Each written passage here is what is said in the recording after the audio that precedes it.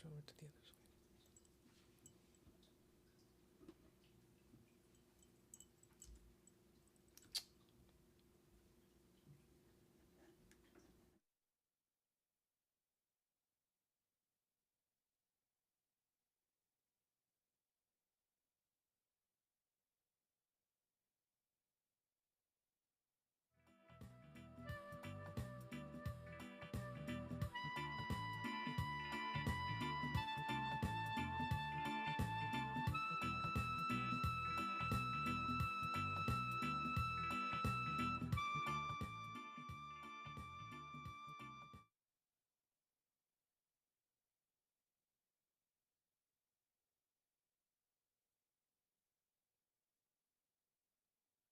Collective. My name is Crystal.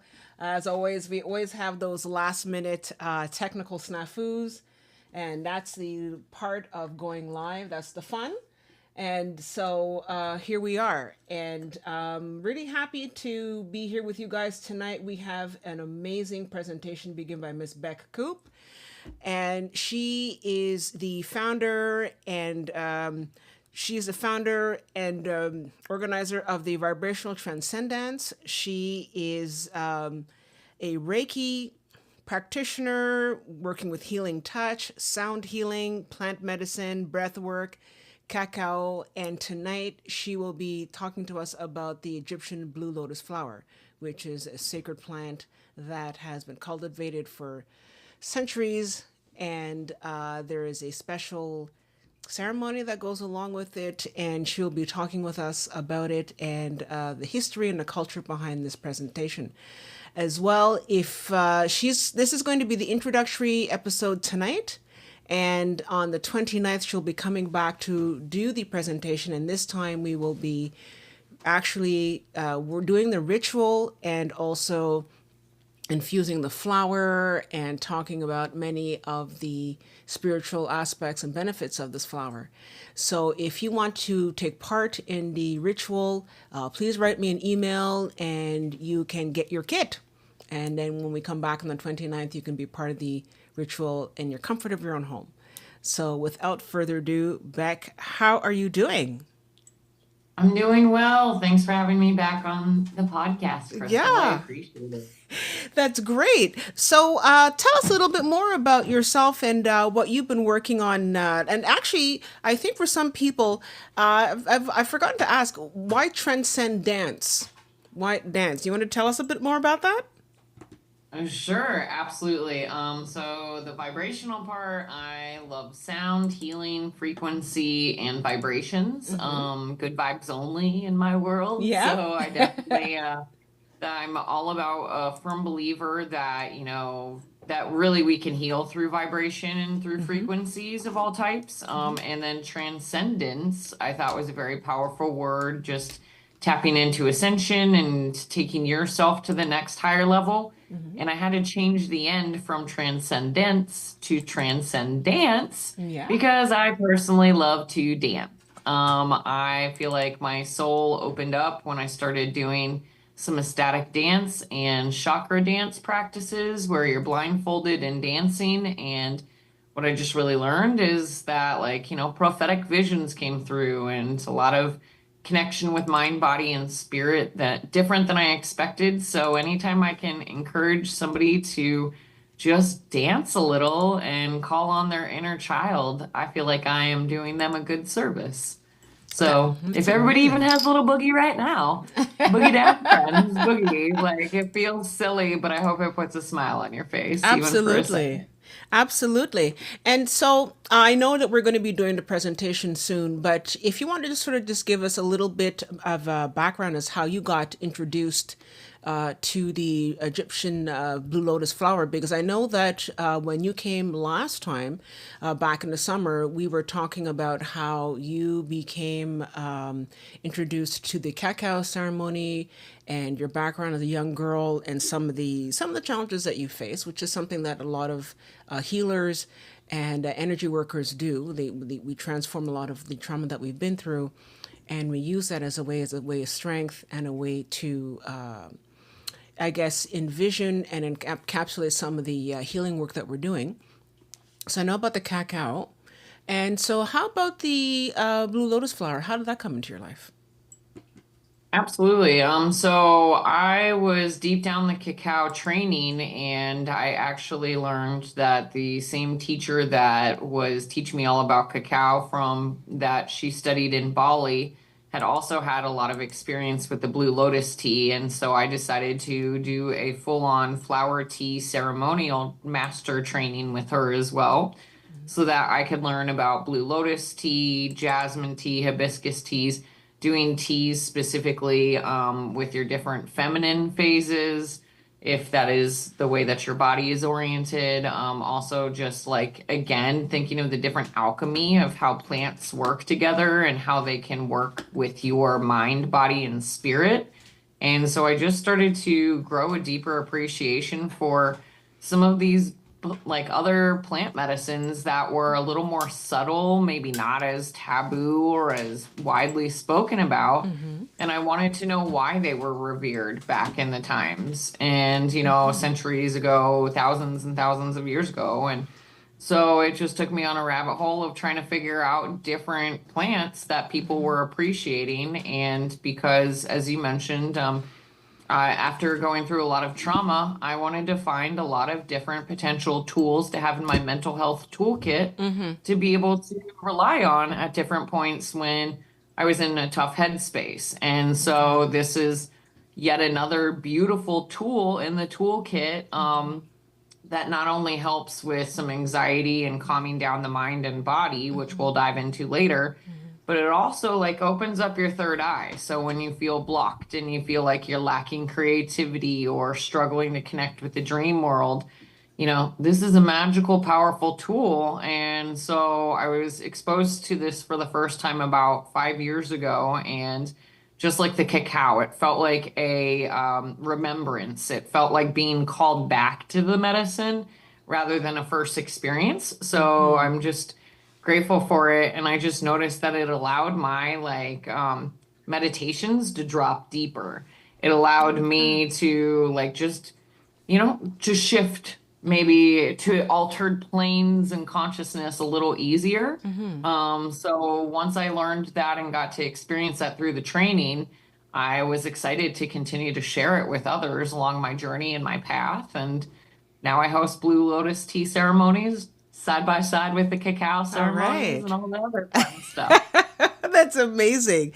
That's great. Now, I know when you came here back in the summer, we talked just a little bit briefly about some of your experience with the plant medicines, and we didn't really get too much into it because the cacao, I mean, I guess in my opinion, is more of a food based because we're looking at actual the cacao seed and we talked about it. I guess it's a plant, right?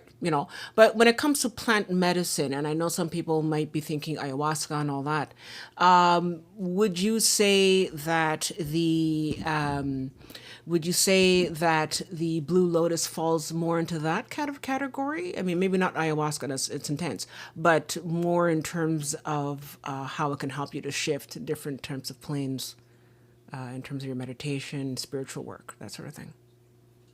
I think it definitely has profound power, especially in the right serving size. Mm-hmm. Often, what you see is like it's become trendy and almost like a fad at times in certain things. And so you're Yeah. starting to see blue lotus in this and blue lotus in that. Yeah. And while that's exciting and beautiful, it's just like how you see like cacao here and there, Mm-hmm. but really it's in order to have a more profound experience, just like with the cacao, is you need to be having a ceremonial serving amount, and Okay. that's when it does allow you to shift. It's Mm-hmm. not going to be like a huge slap in the face. It's not going to be comparable to like even doing like mushrooms or anything like that. Mm-hmm. It's Mm-hmm. almost like a subtle shift as if you were to ingest a CBD tincture Okay. or like a more micro serving of a body high cannabis TH or like, yeah, cannabis Okay. THC edible type thing. Mm-hmm. Mm-hmm. Because, yeah, the body relaxes, the mind relaxes, and it just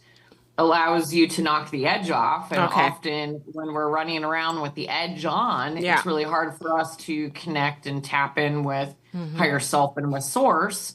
So if we can kind of clear the fog a little, then we Yeah. can allow for a more clear, transparent vision. And, the Blue Lotus is all about third eye. Mm-hmm. So let's open her up. Let's open up Exactly. the pineal gland and have some fun. Exactly. And, I think if this were, 25, 30 years ago, it would have been different because we didn't have all the social media and the cell phones and all that stuff sort of going on. And I think now more than ever, people really do need to calm the mind. It becomes such a monkey mind, and people are just sort of like, blah, blah. And it's so helpful. And I think that a lot of people are looking for different ways to, like you're saying, amplify their spiritual work. And I think that one of the things that's important is to move all of that crazy out of the way so your true self can come through. So I definitely, I get that. And especially with your third eye, because all of this is very subtle, and it has to fight through all this interference in order to get there.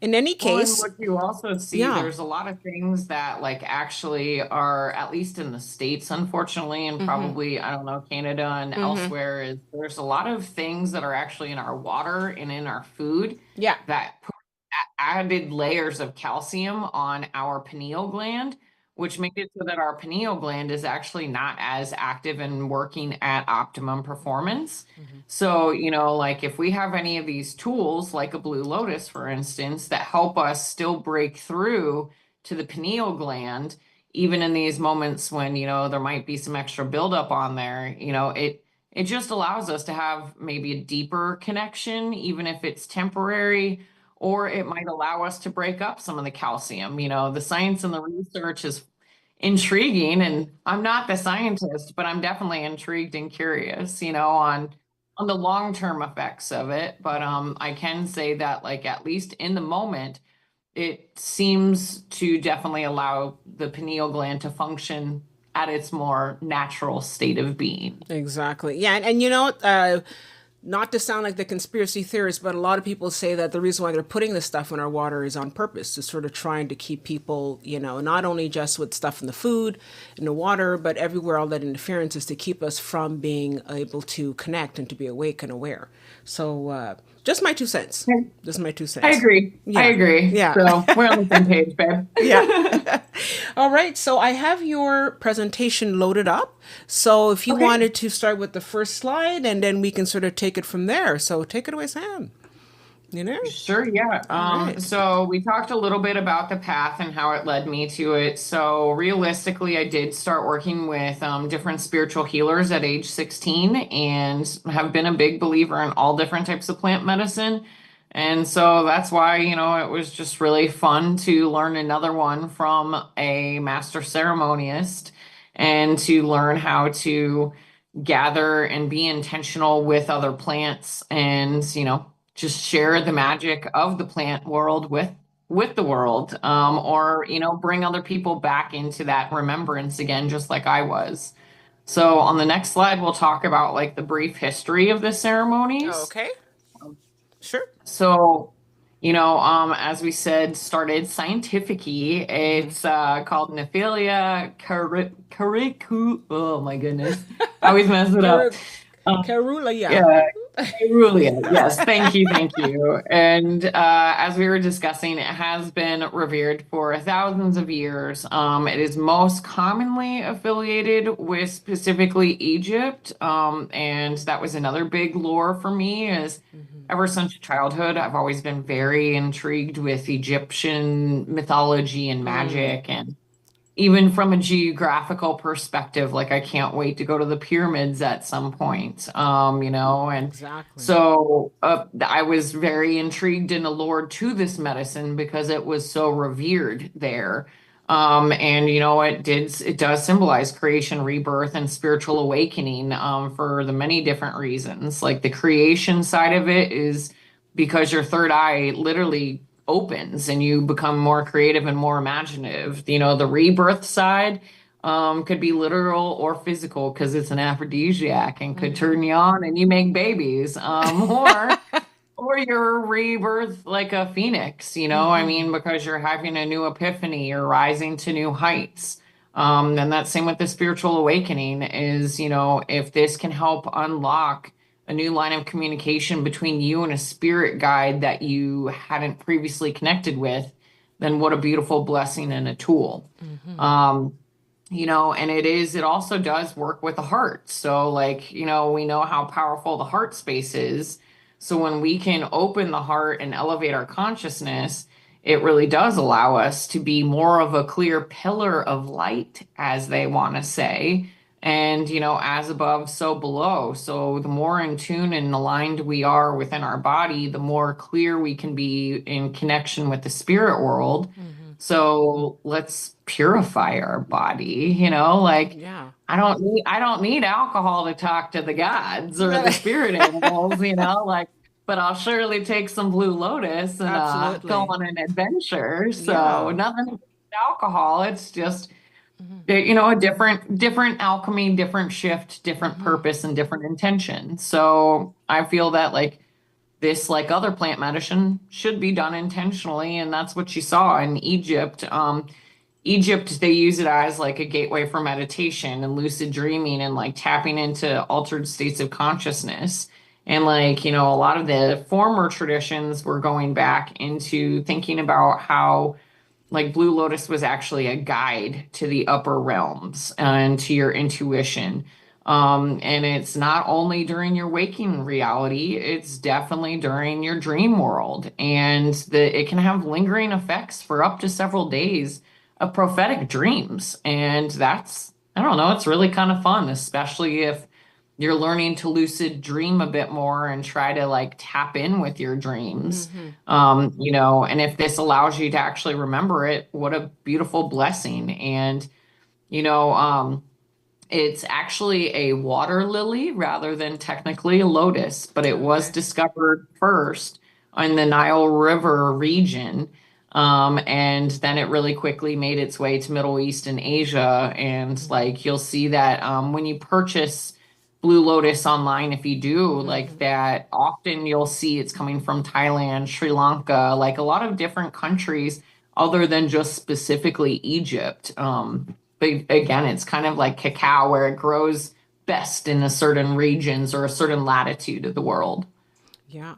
Well, that's pretty amazing. And it's interesting because we've been hearing a lot about how a lot of people, I mean, young people especially, but a lot of people are not drinking as much anymore. They're not going down that route anymore.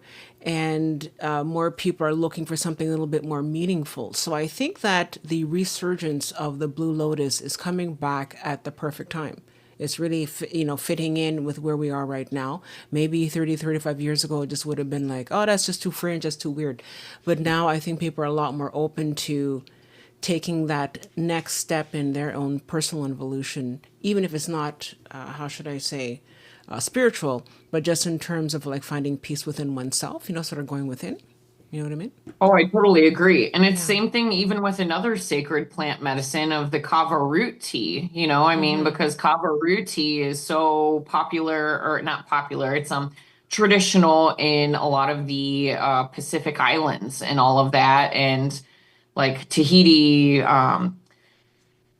Hawaii, Polynesia, like Indonesia, like all a bunch of that whole region of the world, same deal that kava was so revered and it was meant to bring people together in ceremonies and gatherings at times of important stages of life or bringing new people into the community. And so in like it's just interesting how different cultures use the different plant medicine, whether it's for social or spiritual purposes. And there is actually now, at least in the States, you're starting to see a lot of kava bars Oh, really? popping up in different places.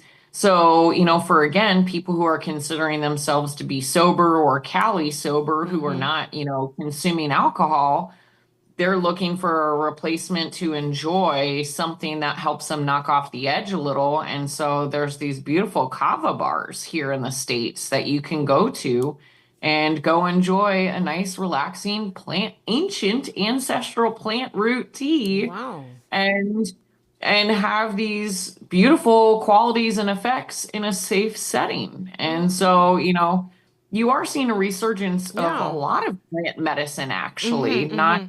So, and I'm super grateful for that. I'm loving it. Yeah, that's great. And definitely you'll have to come back again and do a presentation on the cover.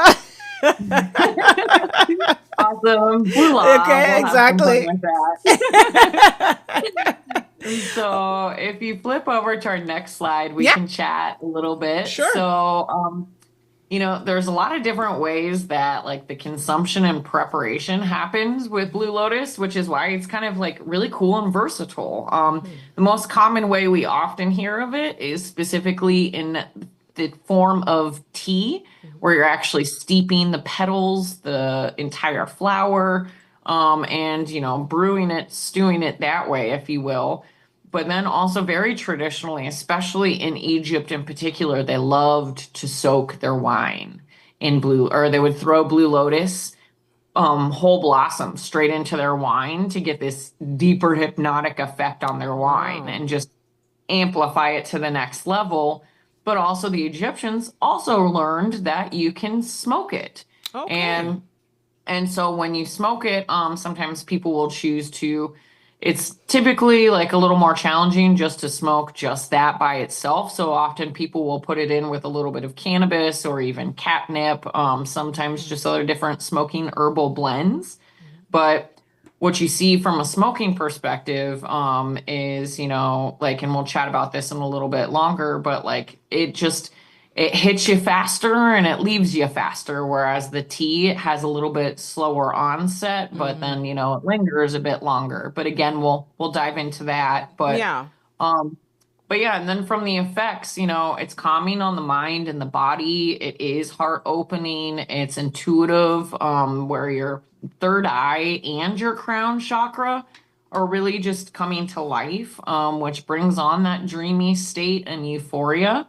And it also does, it has a couple specific alkali or alkaloids that work in a psychoactive way in your body that can make it feel slightly hypnotic or like enhance your inner knowing, your inner being.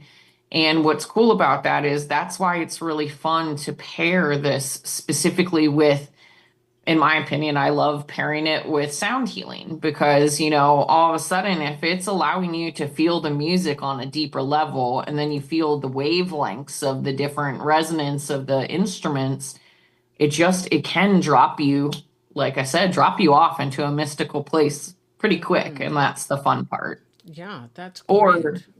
yeah. That's So, perfect. Yeah. yeah. And then on the next slide, we chat about the mind body connection. Um, we've talked about how it engages certain chakras, of course, but it allows you to connect with your higher self, your guides, and even possibly past loved ones. It was often revered not as like only the plant for mediums, but there was a lot of mediums that would partake with Blue Lotus before trying to talk with beings from the other side. So again, it just allows you to open up those different layers and levels of your heart and your mind space where there might have been some barriers, boundaries, or walls. And, like however you can open up your heart space and your eye, or your heart space and your third eye, like a lotus, visualize it even for a second, closing your eye and watching it open petal by petal by petal. The more that we get to peel open and pop open, the more open we are, and we get to spread the love with everybody. So, and it allows us to feel more at ease and trusting ourselves in our mind. It brings on happiness and feel good feelings, which is why, it's another bonus. I love anything that brings me extra bliss and giggle. Exactly. Um, it is really fun to tap into to enjoy Blue Lotus and then to actually do art. It will make your art like Okay. go very Yeah. meditative and very like every stroke you'll want to hold it out longer. You'll Wow. really get into your like pencil contours, I mean, it's just it can really just bring and allow it to feel more fluid and just a different feeling because it is breaking up some of those feelings of stuck energy within you and allows you to get more into the flow of life, and but also like a beautiful thing is since it's knocking the edge off, it's making it so that there's less fear. And when Mm-hmm. there's less fear, there's more openness, there's more creativity, there's more flow. And just really, there's more love when you're choosing the opposite of fear. So, Yeah. it's beautiful that way. Absolutely. And you know what's interesting is because you're saying how if you ingest the Blue Lotus and you do your artwork, it sort of reminded me of, let's say, for example, like the 19th century artists of Paris using the green fairy or like absinthe. Absolutely. And, Hmm.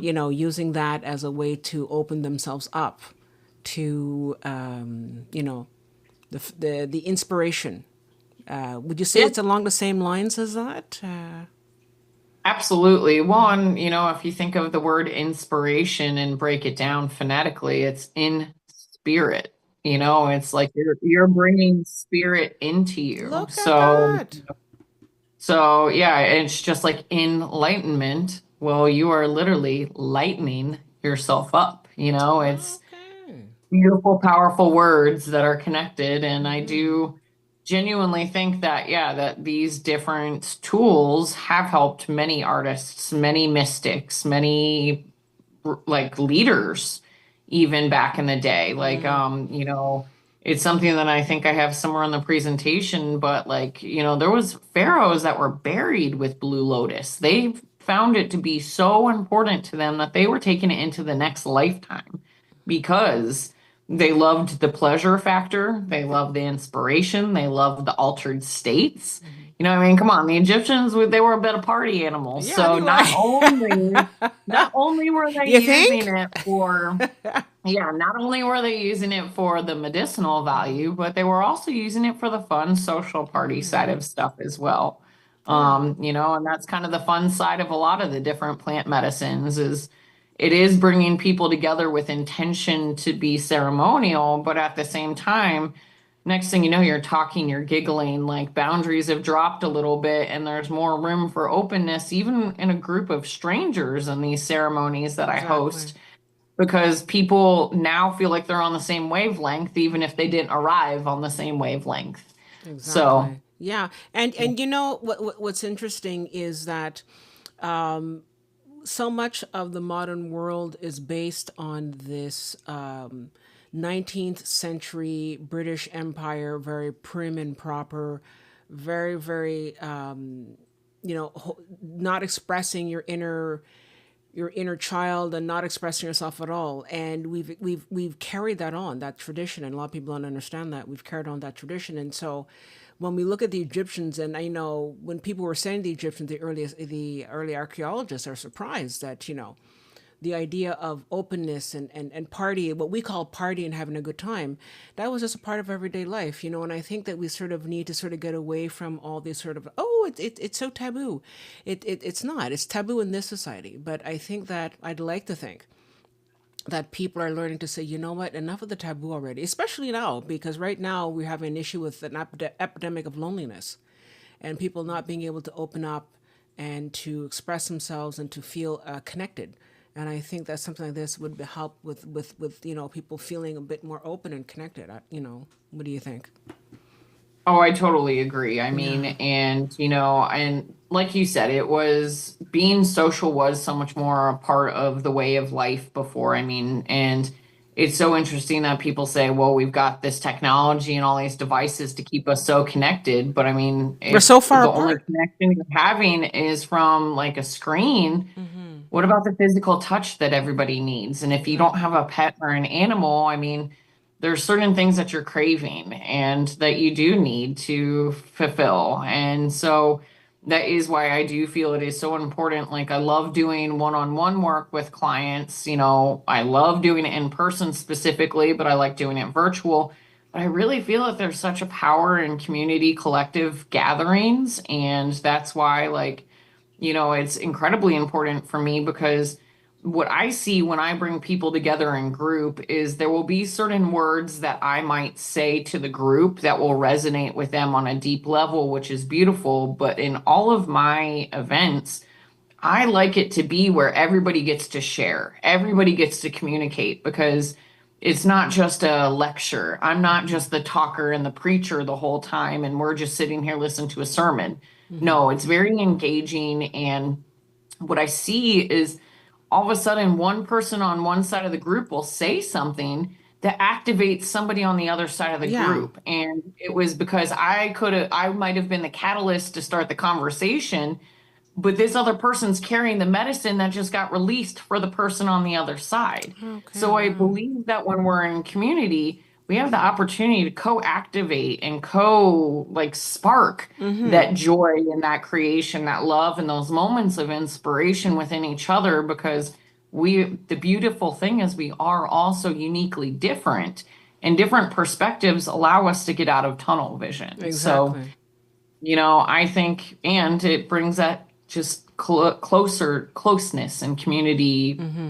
feel that like used to be essential. Like, if you were cast out That from the was it. community, That you was would it. die. Yeah. I mean, like you see this in animals Yeah. in the animal world, and you Mm-hmm. see it in the human world Mm-hmm. Mm-hmm. back Mm-hmm. in the day, like, and it's like if you were damned and you were literally sent to die, like, I mean, Yeah. you're meant to die alone and lonely. And it's sad that a lot of people are making that decision now on their own, but Mm-hmm. also like during the time of COVID lockdowns, so many Exactly. people were forced into that. So, Exactly. Mm-hmm. now that there is the freedom back to some extent in some places of the world, please go get out there.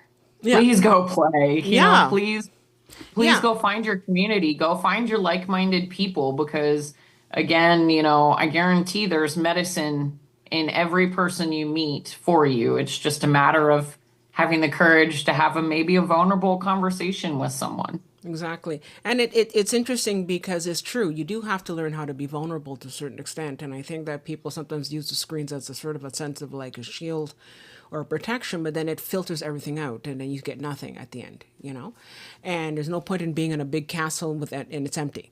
So it's definitely something that people are learning to navigate. But I think what I find encouraging is that I'm seeing more reports of young people, especially other people as well, but a lot of young people saying, you know what, I've given up my social media. I'm no longer the TikTok, the Facebook, the Instagram, blah, blah, and I I cut it off for a month and I got so much done and I really, connected with a lot of people and opened up and I was just like so much more happier and I was a lot Right. less stressed and I just had a better connection with my partner and all that sort of thing. So, like, I mean, I think people are seeing that for themselves.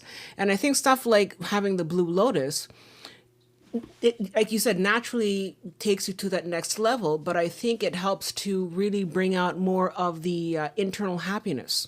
You know what I mean? And yeah, it's obviously going to Totally. connect, but you're also going to be happier and more sort of at peace and because it's so hard to sort of find joy sometimes in this life as we're all going through such a tough time, and if you can have that natural happiness, why not? Absolutely. I mean, and that's like the beautiful thing about it for sure. And something that you tapped in earlier on is the fact that, there's many people out there who specialize in divine feminine work, and there's a lot of people who are tapping into divine masculine work or even the blend of the sacred union. Well, there's not as many practitioners who are really focusing on the inner child. And for me, that is a big, big proponent of a lot of my work is I feel because I had a specifically a very tough childhood that like a lot of my childhood was lost or blacked out or, just fight or flight. And, like I feel so strongly that there's so many times that there's much validation and healing behind connecting with the inner child. And so, for me, like what I learned, the way that I connect my inner child with Blue Lotus is through artwork, like I said, or sometimes doing like slow, almost like trance dance with it, because like you're just moving in a way that you just don't care Yeah, the and your eyes are transcendence. closed. Yeah. I mean, you're just loving it, and so I do find that like I have deep appreciation for anything that allows us to break the norms and the circles that we go in our head all day long. Yeah. So if there's something that can just literally like shift us to a different radio station, Yeah, why It's not? powerful. And that's like what Blue Lotus was known for, was for that alternate consciousness shift. Hmm. And it's not like not like ayahuasca shift where you go from like 0 to 1,000, Yeah. but you do have a shift that will be noticeable and appreciated. Like, Yeah. I mean, and what I've seen is, the beautiful thing is, like, if you have too much cannabis, for instance, too much alcohol, too much mushrooms, too Hmm. like sometimes you can have a bad trip. Hmm. Well, too much Blue Lotus, you're going to sleep. And then you're having Okay. epic dreams. Okay. Why not? So, I Epic mean, dreams. yeah, I will disclose that Blue Lotus not for people who are pregnant. So No. pregnant or breastfeeding, that's No, no, something no. to like, nope, not No. a good thing. And again, No. we'll kind of dive into some of Yeah. those other things later in my presentation. Hmm. But yeah, like, but that's same with all plant medicine or all supplements, minerals. I Exactly. mean, Yeah. if But you're it's, pregnant or breastfeeding, talk to your doctor. yeah, Just saying. exactly. Exactly. Yeah, guys, pay attention, like as with any herbs, please exercise caution. And if you're not sure, speak with your health practitioner or whatever. But obviously, what we're talking about tonight is more from the historical, the cultural perspective. And if you do decide to partake in any kind of ceremony, obviously come back on the 29th to sort of watch how the actual ceremony is done, but also to use discretion and caution and to know your limits, right, guys? So we'll move on to the next slide, though. All right. Perfect. So, yeah, we discussed a lot, obviously, about like the ties with Egypt, and you see that there's a lot of ties with the sun god Ra and the cycles of the rising sun, specifically with Blue Lotus. And some of that is like, if you think about the metaphor of the Blue Lotus literally coming from the depths and seeking the sunlight on the surface of the water, and rising up even through the dark murk, it is a powerful imagery and message and personification. But then also it was connected with Nefertum and like the god and of healing, beauty, and sacred perfumes. Like, and if you actually can get your hands on some Blue Lotus essential oil, it is divine smelling, and it's very interesting because it smells very floral and sweet, yet not overwhelming, Mm-hmm. but it tastes almost completely opposite. So it's very interesting that, Oh. like, yeah, like it has almost like a bitter, earthy flavor when you drink it, especially if you're drinking it as just pure Blue Lotus. A lot of the time when people will make Blue Lotus tea, they'll actually pair it with butterfly pea tea as well. Mm-hmm. But like if you drink just pure Blue Lotus, it can very much taste bitter and taste, Oh. like bitter, earthy dirt. But when you smell it, it is absolutely phenomenal. Okay. Great. And so, like, I really love, especially in ceremonies, I like to pass around my Blue Lotus essential oil and have people anoint their wrists and specifically anoint their third eye. Mm-hmm. Just again, calling more energy to the spaces that we want to open in ourselves. But then also, like, Egypt specifically, Blue Lotus is very much connected with goddess Isis, which we'll dive into on the next slide. Mm-hmm. But like also, like I mentioned in the beginning, like it's not just Egypt, it's Middle East, it's Persia, Thailand, and it even did eventually make its way over to Central America. And so you saw depictions of this in temples and carvings, pictographs, hieroglyphics, like almost in every ancient former pictography of communication and language of early civilizations, you see a lotus of some sort. So, and then we talked about like it was not just the Egyptians who liked it in their wine, so did the Greeks, and they were our other beloved party animals. Yeah. And then you also even see that, like in Homer's Odyssey, like a Mm-hmm. classic old book that was, infamous of talking about the old time and the old philosophy and ways. that they even mentioned the lotus eaters, and they mentioned that the lotus eaters were intoxicated. Yeah. Well, yeah, because if you're enjoying Blue Lotus, you get kind of like similar to what they say with kava. You get the kava legs. You get a little loopy, a little wiggly, a little noodly. Yeah.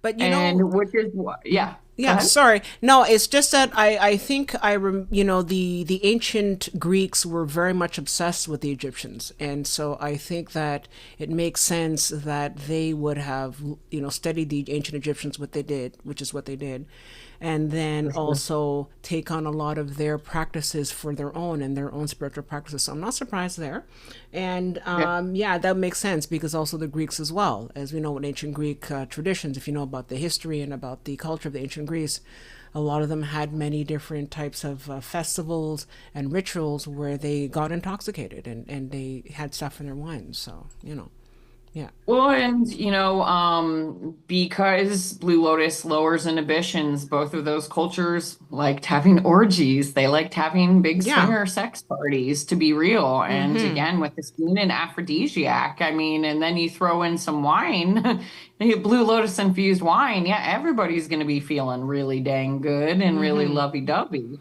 So, and like. And it's not only just like if you drink it, but like we said, if you smoke it, but even Mm-hmm. just smelling the smoke can even be slightly hypnotic. So, like, even you think of, even in like the Roman Catholic Church, when they're swinging the incense, and like you would see in some ceremonies that they would even burn the Blue Lotus and swing the incense around Okay. from the perfume perspective to bring on the aromatherapy side of it, but also the smoke inhalation side of it. So, it's so versatile, which is why I really appreciate this plant. It was revered for every part of the plant, but then it was enjoyed in so many different ways. Like we said, drinking, smoking, perfumes, and then, essential oils to anoint yourself. I mean, and that was a very, very big thing, especially in Egypt. Again, they loved their perfumes, but they loved their anointing oils. Mm-hmm. Um, and then, like, last but not least on that one slide is also just like how we talked about just the reverence of the meaning and the symbolism of the lotus opening as being a spiritual awakening. And, sometimes we have to go through what we call the dark night of the soul to push through the muck to get up to that moment of enlightenment and to the surface so that you can open fully and blossom literally Mm-hmm. and bloom into what you are meant to be in your next phases of life. Okay, that's pretty cool. And I actually have an interesting comment here from one of our members, Brandon Tijolo Russ. He says, in my opinion, doing something physical first to move the body for a good 5 or 10 minutes, i.e., qigong, yoga, stretching, before you take Blue Lotus, it helps the settle lovingly into your system. I think that's a great idea. What do you think? Love it. Oh, absolutely. I think that is really a profound suggestion for a lot of different plant medicine is because, yeah, what you find is that by moving your body before consumption, you're actually like allowing the blood to pump more efficiently or allowing more oxygen to go throughout the whole body, which is bringing your nervous system already down into more of a calm state of mind. And you are like allowing your mind and body just to be more open and receiving because it's just like you're giving it permission by giving yourself a little bit of that movement beforehand rather than being like, I'm going to steep this, I'm going to chug it, and then expect something magic. Okay, no. Like, it needs to be nurtured. It needs to be loved on. It needs to Yeah. be romanced a Yeah, little. exactly. So, like, how can you romance yourself? How can you take care of your body before you ingest this? I think that is a fantastic recommendation. So, thank you, Yeah. friend. Thank you, Brandon.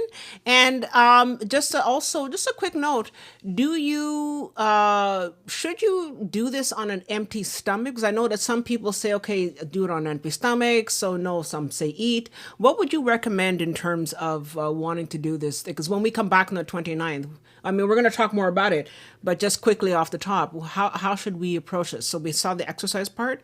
How about the actual body? Do we clean our bodies? What do we do? I feel like with any plant medicine, the more clean you can be prior to your experience, the best case scenario. And my definition of clean when it comes to plant medicine is typically avoiding any alcohol for 24 to 48 hours prior. Some people will also suggest, cutting out any dairy, any meat, any sugar. Mm-hmm. That's if you want to go very intense and deep with it. That's all totally doable. I do feel that your body, if you have more of an empty stomach, it will affect you a bit quicker. Mm-hmm. But it's not something that I've noticed that, like, I've not noticed any bad side effects of like an upset tummy or anything like that Mm-hmm. from going at it on a full belly. But I have noticed that, like, if you have food in your system, it might delay the onset time a little bit just because of metabolism, even though it is a liquid. Yeah. So, I do think that just like doing the little bit of movement is if you prep the body a little bit beforehand, you will make it a bit more biologically readily available and accepting. Okay, that's great. So I guess we could sort of move on to the next slide and sort of discuss a little bit more about, I guess, the benefits of Blue Lotus. Sure, we can do that. Unless, would you like to tap into the Isis, the Oh, yeah. mythology one Oh, right yeah. before it? Sorry. That's right. We were there. Oh, Just you're so good. it's just all these little tech little gnomes and fairies that are affecting me tonight. So Hey, there it's you go. good. I love it. I love Okay, it. that's great. All right, so Um, let's move on then. All good, my friend. Yeah. So yeah, like they mentioned again, flower of creation for many reasons, like the creativity side, but literally physical procreation as well because of the aphrodisiac side. It also, like a lot of people feel that it can also help you get more into alignment with Kundalini awakening energy because, you are finding the balance of all sides of your higher self. So, you're connecting in with the divine feminine, you're connecting in with the divine masculine, the divine inner child, and you are literally like alchemizing all of yourself into one being, one pillar of light, as they often like to say in the Egyptian times. And so that's why it's also deemed like a medicine of resurrection. And like if you look back at the Isis magic, she was a goddess of healing and rebirth, but like a lot of her myth and story is so powerful about her literally bringing her husband Osiris back from the dead. And what's interesting about that is that the Blue Lotus specifically closes at night and only opens in the sun. And that's why another reason why it is connected with the cycles of the sun and with the sun god Ra. So it is about death and renewal, and that like we all have to open at times and we also have to close and like Mm-hmm. stay internal at times. But that's all about finding your own inner balance. And back to balance is all about sacred union, like how can we be more in sacred union with ourself, with our divine partners and loved ones, but also with source. And so, like, some of the intoxicating qualities will help you tap in a little deeper with your lover, with yourself in your own way, or with your connection with source. And then from the feminine side, it was a big thing that like people would even actually want to try to consume Blue Lotus to get that higher libido to try to make babies. So Mm-hmm. like it was known to be powerful to get the procreation happening, but as soon as you're officially pregnant, stop. That's it. Please You stop. know? Please. Um, but then also, like, you think of like the feel good, that brings us back to the perfumes and the like the rituals and the anointing, like it was used in the temples to bring people together. And through the power of scent, scent is it's one of the first and final like senses that you have upon death Mm-hmm. and or even upon birth. And so, being able to be in that portal of energy and that portal of life with people and smelling these things can really trigger profound memories, flashbacks, like past life work. Mm-hmm. And a lot of Egyptian stuff taps in with past life work, which really, really intrigues me. Yeah, that sounds So, interesting. I mean, well, and I think how fun would it be to, enjoy a bunch of Blue Lotus and do a epic past life regression with a hypnotherapist? Imagine. Just throwing it out. I think it would Yeah. be cool. No, and you know what though? It's funny because we did a presentation on the Egyptian mystery schools, and I'm thinking that I can see how in working with some of the deep alchemical type of training that some of the initiates did, I can imagine how Blue Lotus would help with that because a lot of it is actually working with their higher self and working with higher levels of your own personal self. And there's a part within the Egyptian mystery schools where you have a symbolic death and a rebirth. So that I can see that being kind of part of that whole thing, you know? Oh, for sure. And that's also like with some other shamanic practices as well, not just the Mm-hmm. Egyptian mystery schools, is like the power of, witnessing yourself dying. And many people feel even with ayahuasca that they have some sort of a ego death or death of their former self. And that is the powerful part of plant medicine in general, is sometimes it is the portal to a different dimension. Mm-hmm. And so I think that's where it can be incredibly profound beyond just the physical benefits, but like the spiritual benefits can really take you to new heights. And, it's new heights or deeper depths. And specifically Blue Lotus, like I love going deep with it. I mean, that's why I enjoy doing it in group settings, but I enjoy also having like my own solo Blue Lotus sessions Mm-hmm. so that I can go really deep and like super deep into meditation, music, dance, art, journal, whatever it might be. Yeah, absolutely. And I'm thinking that when we do the ceremony on October 29th, that we can look at those sort of aspects as well, because it'll be really, really nice to sort of like dive deep into that. And also, I'm thinking this is such a great time because, especially in the fall, and especially around Halloween time, it's about sort of coming in and being warm and just sort of being inside. And, I have this imagination of like this warm hearth and like, a nice like fireplace and all that. I'm sorry, I'm just fantasizing here, and having a blue lotus and especially because you're talking about how the blue lotus sort of opens in the sun and closes at night, and in some ways we are doing that right because in the deep recesses of the fall and the winter there's less light, and so we're sort of coming into ourselves, and that's sort of an For interesting sure. time. You know what I mean?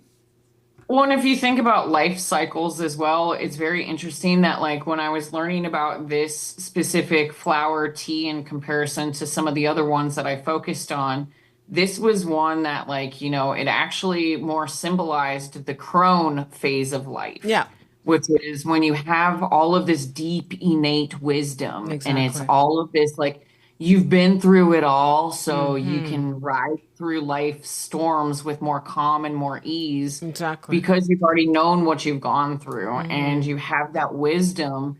And so it's just like, it's very interesting that this was literally deemed to be like the plant of the elders because it Exactly. brings on almost this ancient calm Mm-hmm. and this ancient wisdom of like the no, it brings on the ancient subconscious in a beautiful way, if you will. Yeah, yeah, exactly. And definitely when you consider the crone aspect, there I can see also that's where the feminine energy comes in as well because as and it's not just for women, but it's just for those who are in connection with the divine feminine at that level, that we come in contact with our innate wisdom from the spiritual aspect as opposed to, let's say, the masculine, which is more of the external and all that. Yep. So that's kind of interesting. And yeah, so would you say that this is something that we would do mostly in the evening or during the day? Is it just because I know we just talked about, like, the different, because we're in a sort of like the darker period of the year, but in terms of actually doing the the Egyptian Blue Lotus. Would you say this is the sort of thing you would do, for example, first thing in the morning, or would you say this is something that you would do late at night to sort of go into your meditation? What kind of, time period are we looking at? For sure. This is one I typically personally prefer to be able to enjoy later in the evening, and ideally, especially when you're first exploring it, like at night when you don't have to drive anywhere, because it can have some of those lingering effects. And so you don't want to be operating machinery or vehicles under the influence of it, even though it's not like alcohol. It's different. It will change your reaction times. So I personally enjoy in the evening after my meal has settled for a while, like after an hour or two of allowing my dinner to settle, to then enjoy a cup of nice Blue Lotus tea, and to start to wind down my evening is really nice. Okay. And then before bed is great because it will allow you to have a deeper sleep. Or, for many of us who don't get to sleep through the whole night, sometimes it can help with allowing you to sleep through the whole night. But like the big thing, that the reason why I like it again at nighttime is because I love playing in the dream world. I love the waking world, but I think the dream world is also a ton of fun. And, having it fresh in your mind and body and heart space, and that intention and energy before you go to sleep can really help enhance where you go in the dream world that night. Great. So, shall we get to the next slide? Sure, yeah, we Yeah. can talk about the benefits. Okay, great. So it's antioxidant, anti-inflammatory. We talked about how it makes you feel a lot better for sexy time. Another reason why it was definitely tied in with the feminine mystery, like, and feminine magic back in the days, because it does support ladies during PMS and during their actual menstruation. It helps relieve some discomfort and pain from cramping in particular. And also during those times, sometimes we need a little mood enhancement, so that's never a bad thing. And as we talked about, like, it can help us on falling to sleep in a more easy, like slow, methodical way to bed, but also just deepens our connection with the dream space. But really, the reason why it's allowing us to go into a nicer sleep is because it's calming the nervous system ultimately. And it is just allowing you to slow the mind, which then allows you to slow the body, which then allows you to actually drop into those much needed delta waves of sleep if you are capable of getting there and getting that REM sleep. Okay, that's great. And so, definitely for those who want to know more about the benefits, in addition to what the Lotus does in terms of calming the body, I was wondering, do you know anything about the actual, like for example, like the vitamins or the actual breakdown of the lotus, like what it has, like is it have phosphorus, does it have magnesium, that sort of thing? I don't know that side of it. I'm just more aware of some of the actual like compounds. And so like the natural relaxant compound in particular is called aporafine. And that is what helps relax us. And it's what is encouraging the euphoric feelings without being addictive. Um, and because this is something opposite of our cacao, there's no caffeine in it, so it is not going to be a stimulating drink, although it will, allow you to still remain awake and chatty, but like it also can allow you to go internally chatty with your guides and everything. So yeah, it's actually pretty tough to find a good bit of other medicinal, like true value information on it. Above and beyond, like, yeah, it has some vitamin C and some, I believe it was vitamin C and vitamin D, but there wasn't a ton of stuff that I was finding from more of that uh, food breakdown medicinal.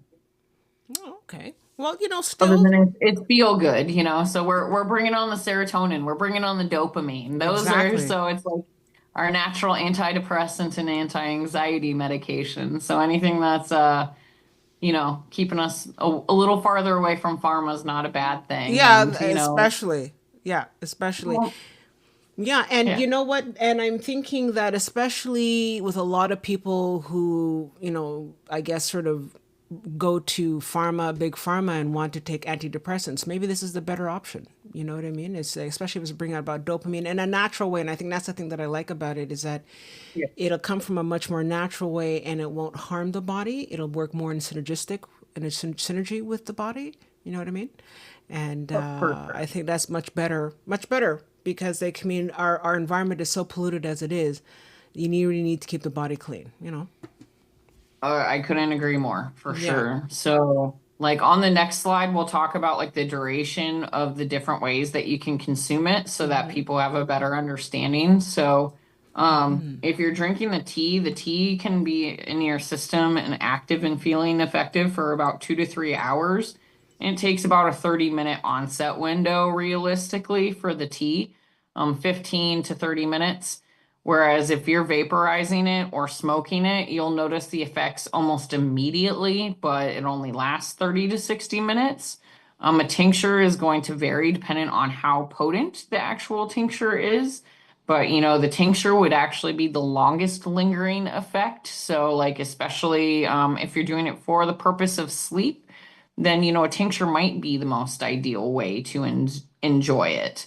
But like something just like with all plant medicine, it is strongly, strongly, strongly encouraged to always start small and then come back for more. Start low and go slow is just a really smart approach.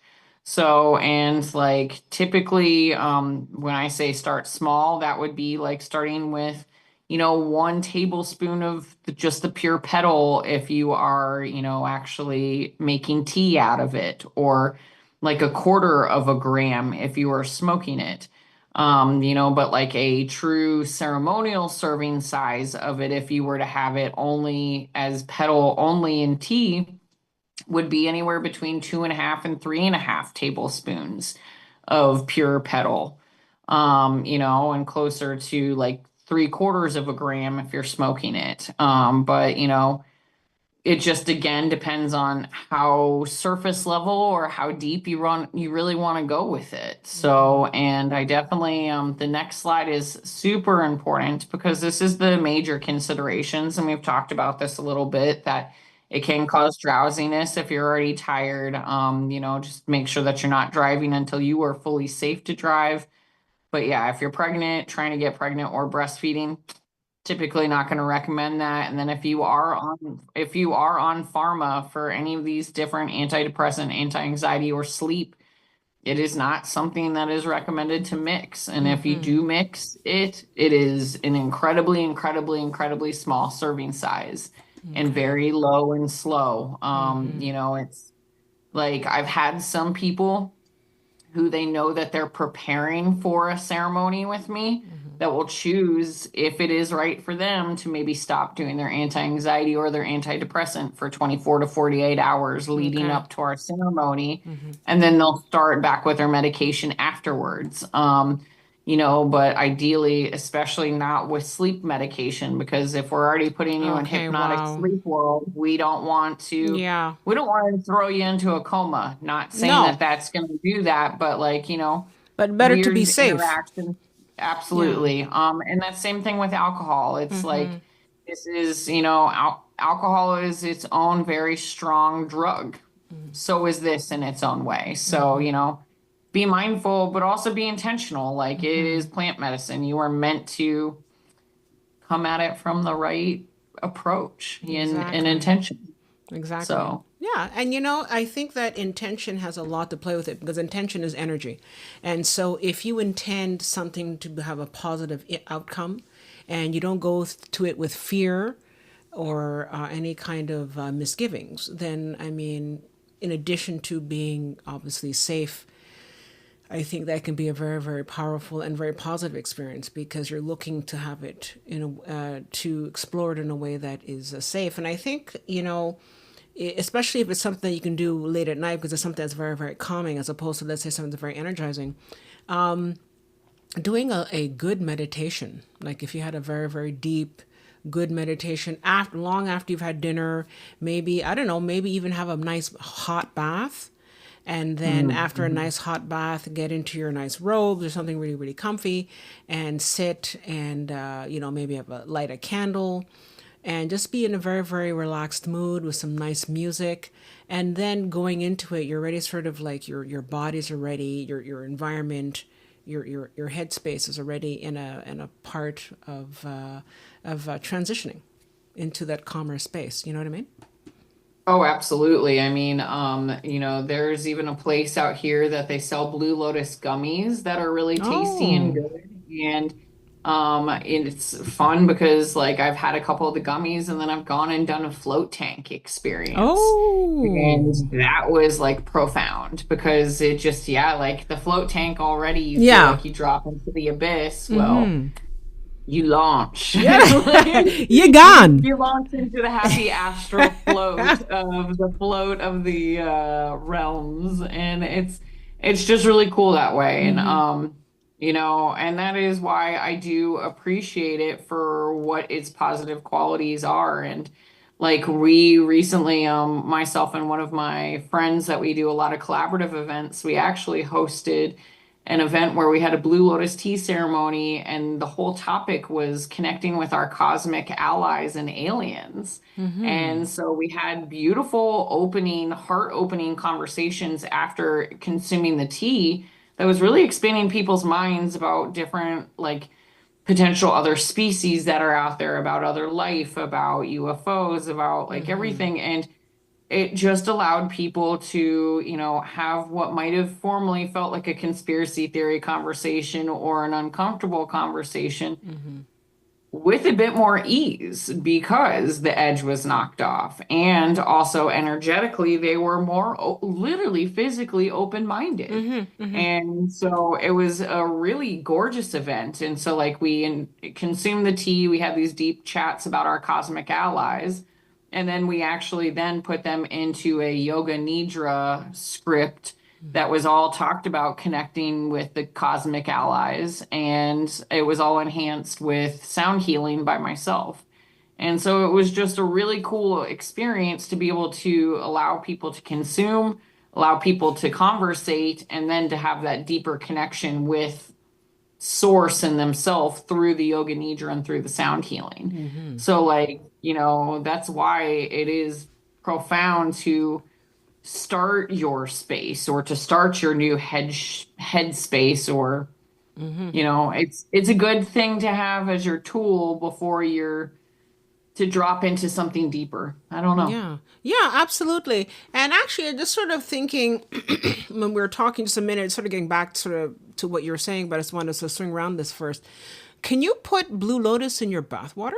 I'm sort of wondering, would that actually affect? 'Cause I mean, I know maybe it may not be cutaneous, but like I don't know. Would that I can really? imagine for sure. I mean, and if not, like if it doesn't have the like effect from me, like we said, through the blood skin barrier, for Yeah. instance, then like if you were to put some of the blue lotus oil Okay. into the water, Yeah, that would make. Yeah, then you would that's be it. at least Yeah. appreciating the aromatherapy quality Yeah. side of it for sure. So if I were to be enjoying it in the bath, that's probably the route I would go. Okay, that's perfect. That's great. And so I'm thinking that I was gonna say I yeah. like to put it on my little dryer balls Oh, nice. and I'll put the blue lotus oil on the dryer balls, and then I'll specifically wash like my fresh sheets with it. Oh, So that's all of a sudden nice. all of my bed sheets are smelling like that. So when I go to sleep and put my head on my pillowcase, it smells lovely and allows me to go Oh, just drift to a really? happy place a little faster. Oh my God, that's cool. But like, I mean, there's also the aromatherapy because I mean, if you're going to vape it as well Yep. as a vaporizer, there's like there's definitely the aromatherapy aspect, which I think definitely we discussed that before, and that would definitely bring you into another space. So that also works as well. And you were talking about the essential oils, so it doesn't have the blood brain barrier, but if you were to put the intense oil, let's say for example on your skin. I'm not sure if that would be, or like on your wrists or like your temples, that sort of thing. I don't know. I've always done it in combination with the actual consumption of the Consumption. Okay. beverage. I have never just only done the anointing with oil only. Mm-hmm. I've always done it in combination. So I think it would be interesting to see what qualities and effects you might have from it, from just anointing. You know, yeah, I'm open. I'm open to Yeah, try. I know. Absolutely. It'd be great to try. So I see that we're sort of towards the end of our presentation. And so, guys, if you have some questions that you wanted to ask, and we can go over that. But you know what we can also do, Beck, is if we want, we can just sort of give us like a quick sort of rundown of what the next presentation will be like on the 29th, just so people can get sort of prepared into the headspace. So, what are we looking at in terms of like the ceremony? How will we be approaching the ceremony towards the end of the month? Maybe just give us sort of like a play by play on that. Yeah, absolutely. So, the way that we'll kind of enjoy it, that time together, is we will first start off by setting our sacred space. We'll call in the directions and just bring our intention. Might even give a few moments for a little bit of creative writing and journaling beforehand. And then I will guide you through meditation prior to making your tea. And then when you make your tea, we will say like a certain blessing around it, and you will consume your tea. And then I will actually encourage you to do a little bit of movement and even bust out a little bit of artwork, some paper, some colored pencils, whatever you might have access to.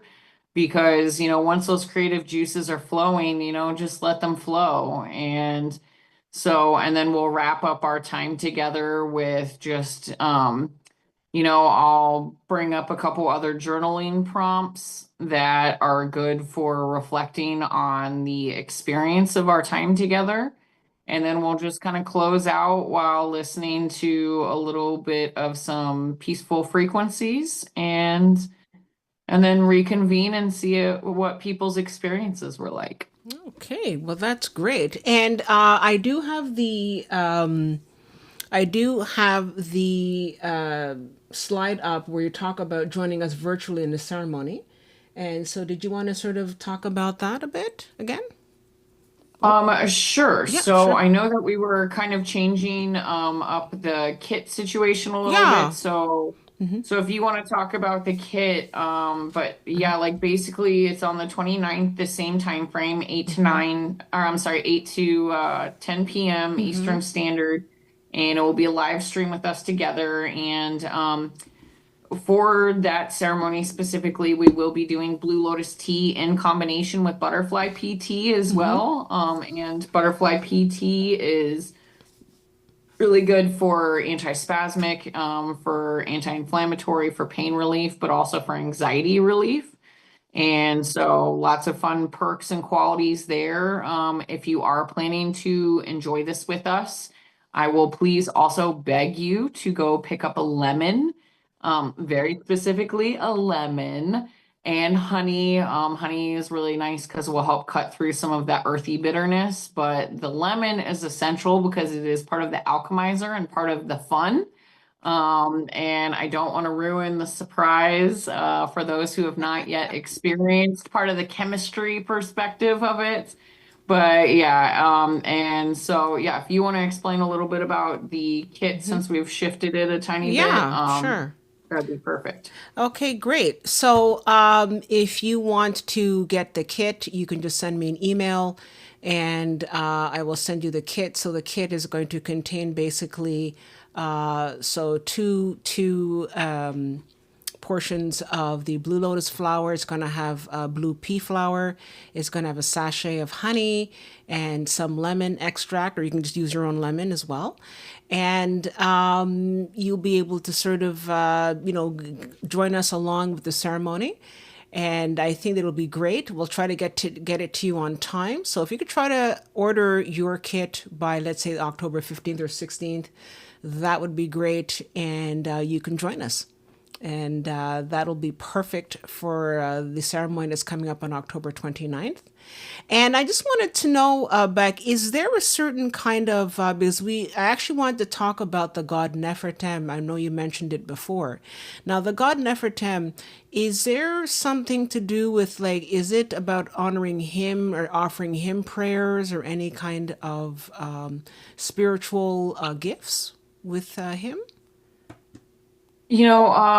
It's lightly touched on, but it's more just about like finding your own inner God. And so, like with Nefertim, it was a lot about like the alchemy and the magic and the healing. And so, what I would say with that is just how can you find your own higher self when sometimes when we feel lost or disconnected, Mm-hmm. it's because we've came out of alignment with our higher self. So how can you use these tools to come back into alignment, just like the Kundalini? Okay. So yeah, I need to learn more to be fully transparent about so much Okay. of the mythology.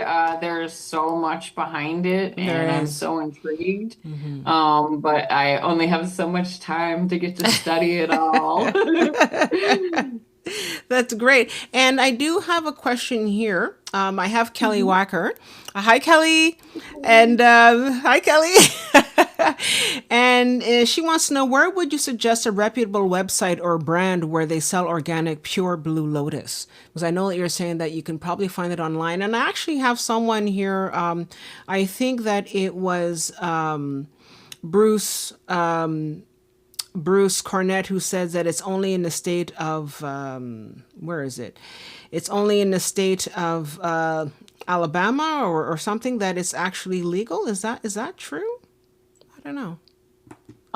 So I believe that there are a couple states in the US that it starts to get sticky. Mm-hmm. It's kind of like the CBD situation, or even kava is not fully legal in every single state in the Yeah, United States. Louisiana. He said he was Yep. Louisiana is the only state where the Blue Lotus is illegal. Oh, illegal. Sorry, Illegal. I was sorry. gonna say, yeah, I Yeah. believe it's more on the flip side that there's very few places where it's deemed illegal versus, so it is more commonly accepted, even though it is not as common to be found. For instance, where I'm at in Michigan, I am capable of finding it I've found it at several different local apothecaries. And then one of the local farms, it's a big, beautiful lavender farm where we host a lot of our events. He actually special orders in a lot of it for us. But I know one of my local apothecaries, the last round I picked up was all from like straight from Egypt of a large super bloom. Mm-hmm. So it was like one of the biggest years, and it's like cyclical that every so many years it has a crazy big super bloom, and it was beautiful. It like seemed to have a deeper, richer color, and yeah, it's Oh. wonderful product.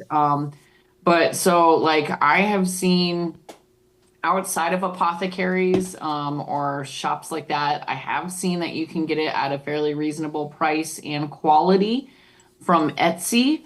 Like I would just really strongly suggest reading up on other people's reviews and making sure that they are reputable. Mm-hmm. The big thing that I can say that's different from this, at least compared to cacao, is sad but true. In cacao world, there is a lot of child labor around getting the cacao Oh, pods and okay. beans.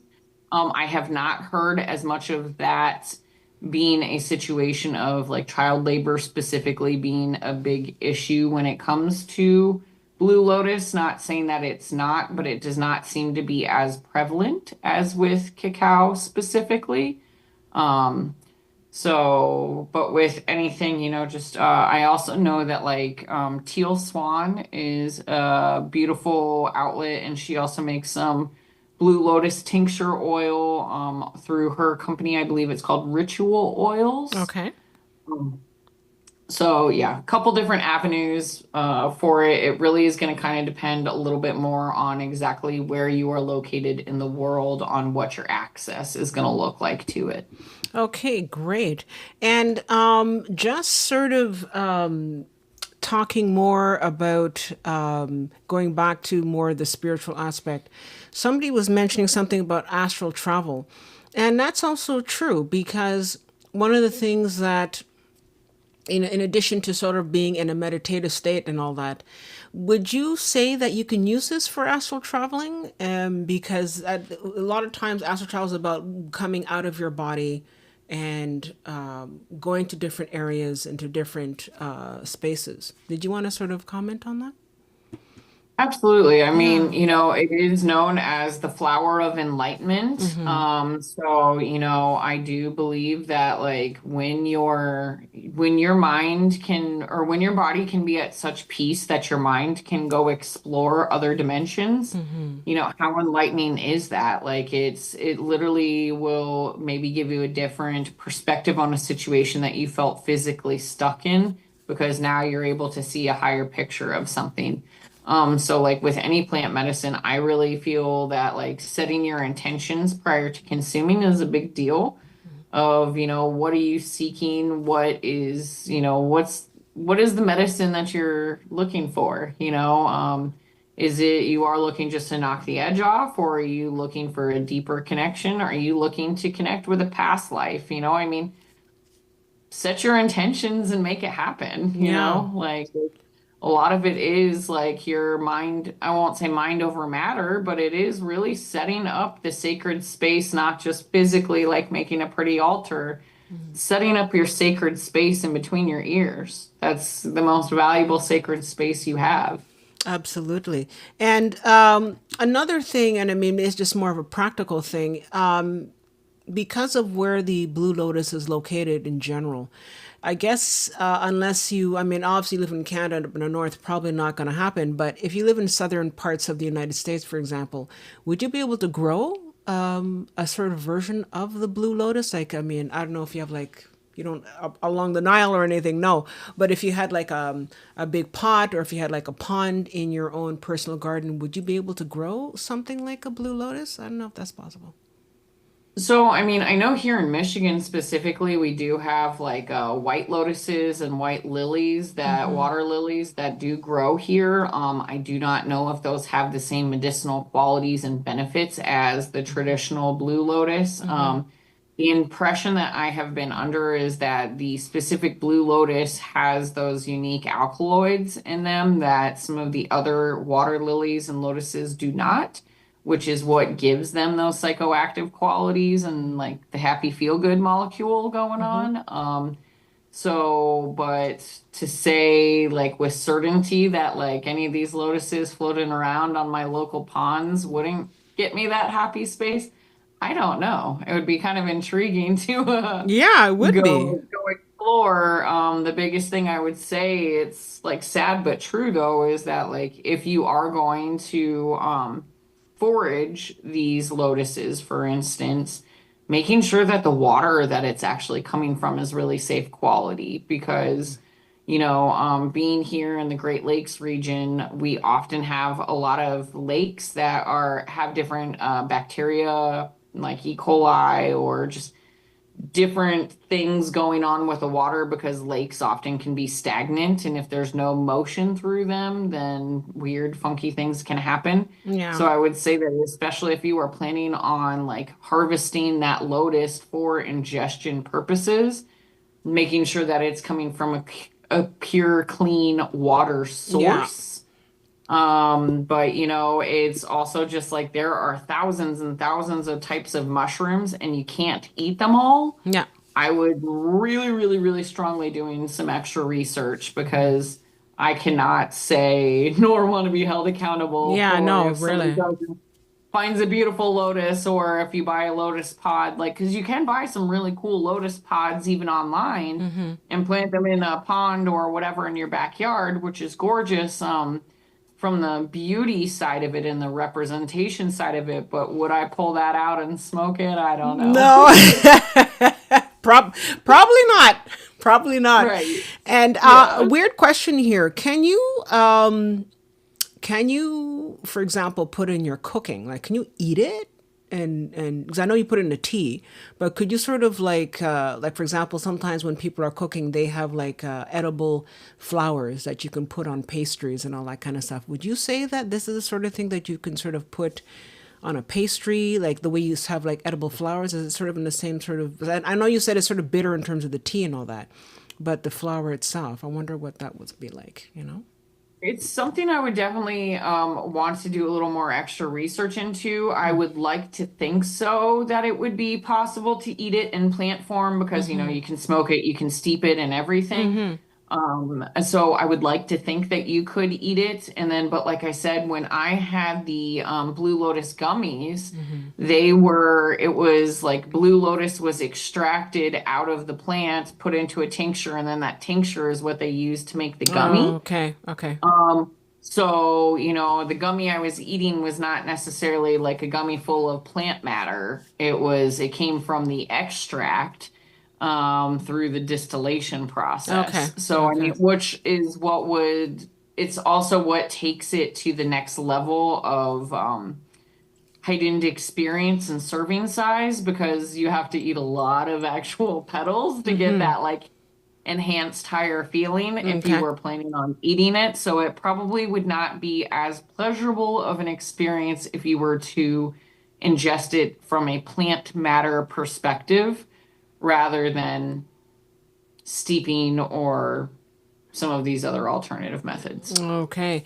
And that's interesting because I was going to ask about the gummies. And I'm thinking that obviously the gummies depends on what you're doing, is if you it depend on how strong the extract is and all that. So if you wanted to make your own gummies, for example, like some people sometimes make their own candies or make their own sort of like Right. not to promote too much narcotics here, but like I mean, for example, when people do shrooms, they have like in chocolate, a Right. shroom and a chocolate, and that sort of helps to enhance it as well.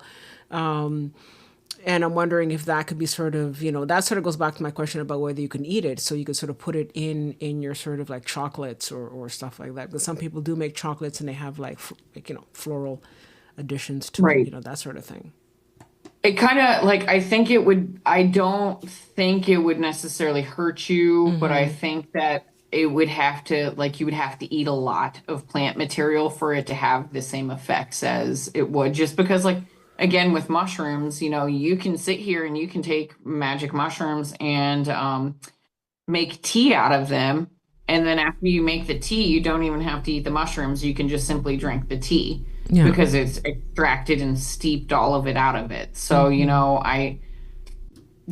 it would be interesting to see. I just think that like eating that much plant material might Yeah. just take away from the curb appeal of the experience, especially because of again, just like how bitter it Yeah, tastes, but I'm to be thinking, honest. yeah, but I'm just sort of thinking you put in some nice, milk chocolate, like maybe that'll help to sweeten the deal a bit more.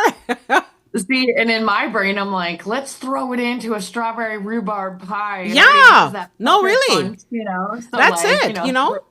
throw it in with the pucker factor. Yeah, And exactly, exactly. You sort of like a summer harvest type of thing going on. That would be really, really nice. I don't know, I could totally see that. Like a little sort of I could strawberries. get down on that. Yeah, I could Or, totally like, get down for give that. me some, like, Blue Lotus simple syrup and let me smother my ice cream There sundae you in it. go. That's what I'm talking about. That's the next big that's your next big business there trip there is yeah, Blue Lotus syrup. That would be an excellent idea, and then in your It ice would cream it's be, and I would add a lot of sugar to make it taste better. exactly, exactly.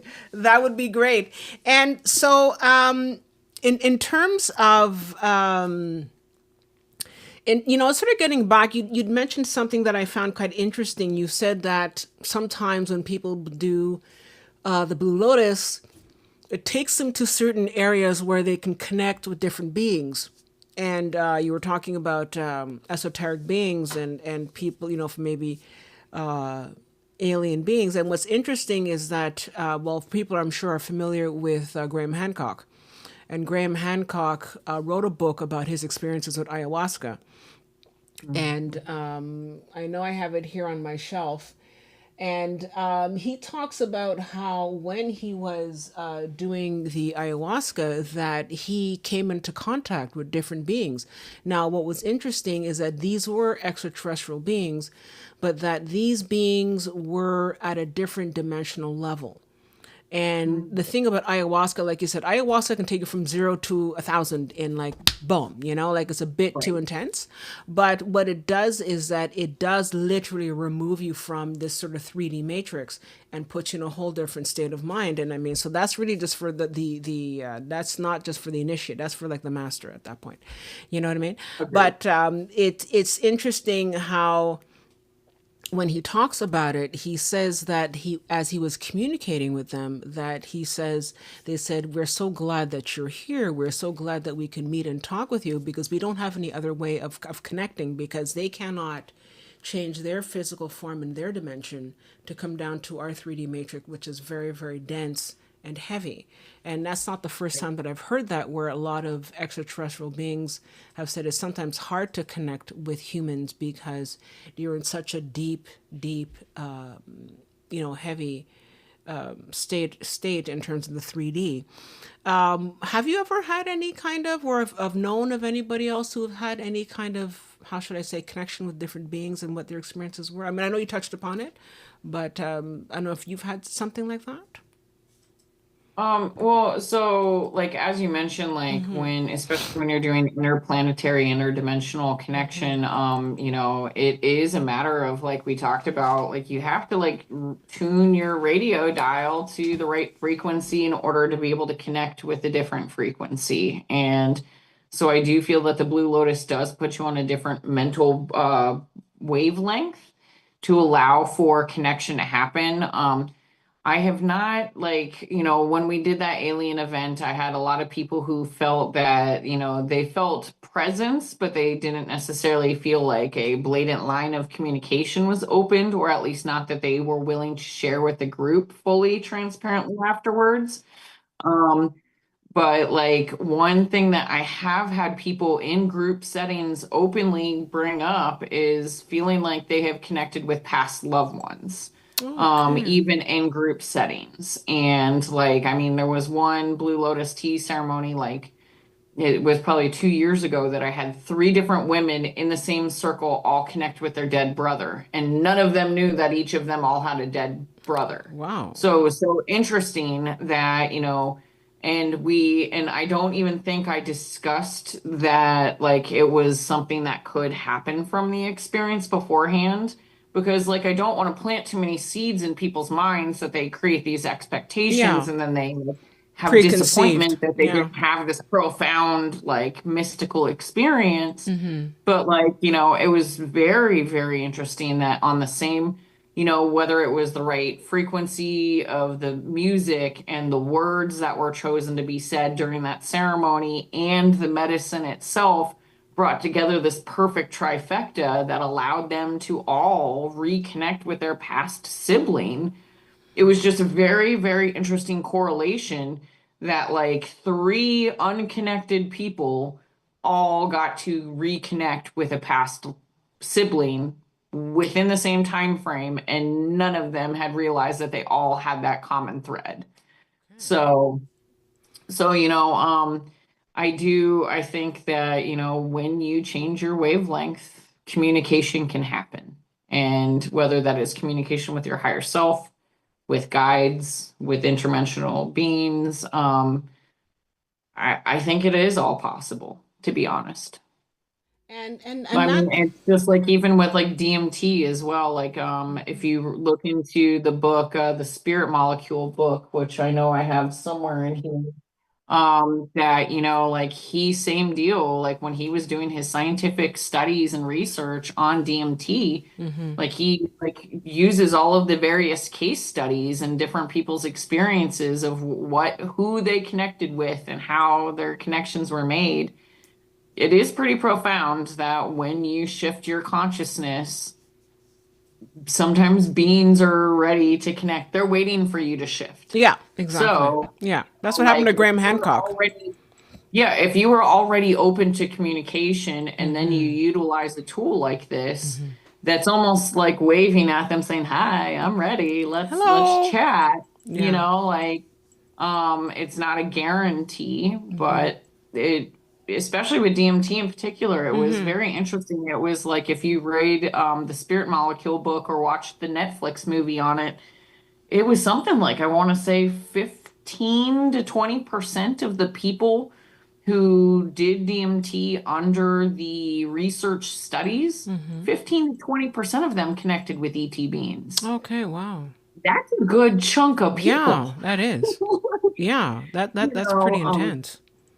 Mm. right. So I am a firm believer that yeah, when you, and especially again if you're pairing it with other things like other, I love listening to specific different solfeggio frequencies and Mm-hmm.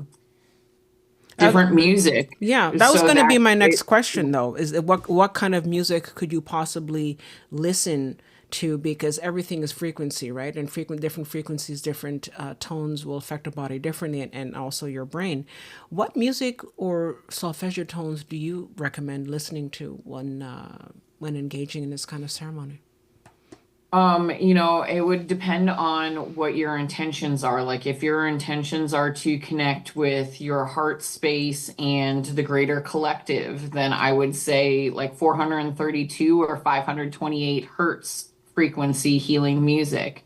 If you are trying to come back into spiritual order with yourself, you Mm-hmm. know, it's going to be like more of like an 852 frequency. Mm-hmm. You're, and so yeah, 852 hertz is all about returning to spiritual order, whereas like 963 hertz is all about creating room for oneness and unity. Mm-hmm. So like those are some that I would probably like if I'm trying to interplanetary connect, Mm-hmm. I would be looking at the 852 or the 963. But if Mm-hmm. I'm looking for more of that internal connect, and the connect with the great collective, then yeah, I would probably be doing 432 or 528. Okay. And and for people who aren't as familiar with that, what those frequencies do is it's actually where you need to be listening to them in headphones. Because what happens is they're putting in one frequency in one ear and a slightly different frequency in the other ear, and it's actually meant to jumble the midbrain, and it's the difference between the two different frequencies is what causes your brain to drop into a different wavelength. And based on the different wavelengths is when you're dropping into different conscious states or altered states. And so the most common altered state that we all try to get to is deep within the theta state, which is the deep meditative state right before you go to bed, or I'm sorry, like right before you fall asleep or Mm-hmm. right after you're waking up. And it's that weird kind of blurry phase. It's like, you know, when you meditate and then you wake up, quote unquote, at the end of a meditation, but really you were awake the whole time, Yeah. but you feel like you went somewhere and then you Mm-hmm. feel like you actually came back. Mm-hmm. You know, the solfeggio frequencies can actually allow you to feel that you drop deeper and faster. And what I've also learned is it's like brain entrainment, Mm-hmm. that if you consistently use the same frequencies at say a certain time in the day, you're training your brain that you are getting into a new rhythm. So like Okay. if you're trying to do this before bed and you continuously play the same track at the same time every single night before bed, you're going to notice that your brain and your body start to drop harder and faster, harder and faster. Okay. And like you, it might have taken you 15 minutes to originally fall asleep the first couple times, Mm-hmm. then 12 minutes, then 10 minutes, then 8 minutes, then Okay. 4 minutes. The Yeah. next thing you know, you're knocked out in 2 minutes, Mm-hmm. Mm-hmm. which is a beautiful thing. Mm-hmm. So it's just like that frequency and the repetition actually does allow the body to drop deeper. Mm-hmm. And that's also what I do feel like with some of these plant medicines. It's like the first couple times of dabbling with it, you're in exploration phase. You don't know what to expect, and your expectations might be huge. And, you know, it might not meet your expectation. But then after a couple times in the exploration phase, you're like, oh, now I know what to expect. Now I Okay. know it's going to affect me this way. Then you can change your intention prior to your consumption so that you know how to better allow the medicine to take you where you want to go. Okay. And I have two interesting questions here from our members. And Yep. an interesting question here I have from Linda Reinhardt. She says, how can you be sure that you don't connect with a negative entity?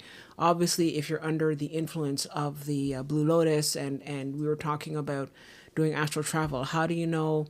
And you know what? Actually, I just wanted to sort of throw in a little sort of side note here. I'm thinking that also, since we were talking about connecting with other beings, I'm wondering if you could also do some channeling as well, because I mean, if you're open, there can also be a channeling aspect as well. But that's more of like, I mean, it either happens or it doesn't. Like, I mean, you can actually ask, but I think that sort of thing, you have to be open. But getting back to the question, how do you know you're not connecting with anything negative? Did you want to give us your opinion on that? Yeah, sure. I'll tap into the channeling thing super quick too, is something that like I've seen with people with the channeling perspective is often it will come through the form of either light language sometimes, or it will come through automatic writing. And so all of a sudden, but that's also where the fun, intuitive drawing side of stuff comes, is if you just start drawing and grabbing colors and you don't know and you have no intention behind what that drawing, it will start abstract. And the next thing you know, you'll start to see images in it, just like looking at the clouds, and then you see a shape in it. So, let your intuition guide you, especially if you're trying to use it as a tool for channeling, and figure out what your outlet is. If it is verbalizing, then bust out a recorder on your phone, and as soon as you feel like you're vocalizing, boom, start recording. Or if you feel like you're getting the message in your brain, start doing automatic writing or start doing your artwork and see what comes up and how deep you can have that connection with that channel. So yeah, that's kind of the flow side of it. In order to make sure your flow or your juju is not messed with from a entity or a darker matter, what I would say is truly that is why when you are doing any of this type of work, it's intentions and boundaries. So setting your sacred space, and what I have personally learned is it's like when I'm setting my intentions, I am setting the intention that I want to connect with beings of the same frequency as me or higher. Like only allow me to connect with things that are in alignment for my greatest good and for the greatest good of all, and in the greatest open heart space of love and positivity and frequency. And so again, it's like making sure that before you do any plant medicine, it's like I am setting, this is my sacred portal, this is my sacred body, this is my sacred sanctuary in between my ears. Like only allow in messages from high frequency beings. Okay. And and yeah, I mean, that's where your personal protection is. It's huge, like Yeah, create a force field around you, especially absolutely. if you feel that you're in a space where you're having to navigate negative energy. Your force field is your greatest gift. Like Absolutely. create that protection, Yeah, absolutely. And if I just could add a little sort of extra, to a couple points on that one. One of the please. things about, especially when you're talking about your space, one thing that you want to do, especially a part of cleaning your body, is also to clean your space. So if you're going to do any kind of spiritual work, guys, clean your space. Go to the four corners and do, for example, use a smudge stick to clean out your space, because you also don't want to have, in case you have attachments in the house, you don't know. And sometimes you bring stuff from outside. Somebody comes to your house, they bring stuff with them, they drop it off. But like, I mean, clean your space, clean your house physically and spiritually with sage, and also with lavender. Lavender is a very, very high vibration oil, and just spray it around your house and do the saging. And also call in the archangels, Archangel Michael, Archangel Gabriel, call in Archangel Metatron. those types of angels will help you. And as well, in terms of, like you said, using a force field, surround yourself with white light. Always surround Yep. yourself with white light. And another thing, actually a gemstone that you can use, which I'd say, especially if you're doing any kind of Hmm. spiritual work, use hematite. Hematite creates a nice force field around you. Hematite is a type of dark reflective stone. It looks sort of like a dark silvery type of stone, hematite, Hematite. And that will help you to create a very, very strong force field around you. But say, I am surrounded with divine white light. I'm surrounded with divine white light, because when you surround yourself with divine white light, nothing gets in. And you also Absolutely. call in Archangel Michael, and you make sure that you're protected at that point. And obviously, don't look at horror films beforehand. I mean, no, don't do the craziness like that, because you're then opening up, portals. But Right. be very, very clear in your intention. And if you feel that you want to do something and you're not really sure, do it during the daytime. Because during the daytime, as opposed to, let's say, at night when the veils are thin, doing it during the daytime will help you to be more confident if you want to do it outside, that sort of thing, so you're much more at peace and at ease with that. So I hope that answers your question, Linda Reinhardt. And I have Black another, tourmaline is also really yeah, good too. Yeah, black black tourmaline, tourmaline is another great crystal and stone for yeah, that. Apache Like even tears, I think as yep. well. Yeah. You can get Florida water as well, and even like, mist it, spit Yeah. it, spray it, whatever, Yeah. in your space. Palo Santo is wonderful. Exactly. Palo Santo is very specifically a wood that can be burnt just like sage, but it is known for removing negativity. So like, sage is like hitting the spiritual Yeah. reset button. It Yeah. clears everything. Yeah. But like Palo Santo is specific for negativity. Okay. So like again, like having those different tools in your tool belt is essential, no doubt. Absolutely. But like yeah, it's also like when you're for any medicine, just like mushrooms or whatever, it's all about the set and the setting. Exactly. Is like you have to be in the right headspace before you consume it, because like yeah, if you're consuming it like you said right after watching a horror movie, No. you might go down a different twisted hole, Yeah. I mean, Exactly. and that's not the intention of this, No. the like so set your intention, set your setting, make sure that you're like, in a good space with good people around you and everything. Because like if you do see a past loved one, you want to feel supported when you come out of that meditation, knowing that you're in a good, safe, sacred space, and that like if you need a hug, then maybe somebody's there to give you a hug or whatever it Yeah, might that's be. So, nice.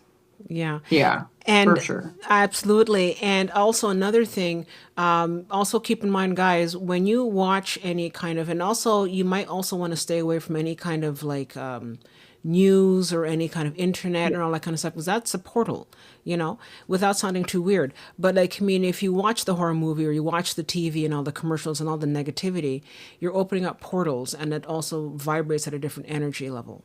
So skip all of that. I would say spend the whole day. You know that at night you're going to be doing this. Spend the whole day being cleaning your house, first of all, physically, but then also being in a positive mood, being in a positive state. No news, no jarring music, no nothing. Just very, very soft and peaceful. But also do grounding exercises, because when you're grounded, you'll be able to experience higher forces without losing your way, as it were. So make sure that you do grounding exercises definitely ahead of time before doing any kind of this type of spiritual work of any Yeah. kind.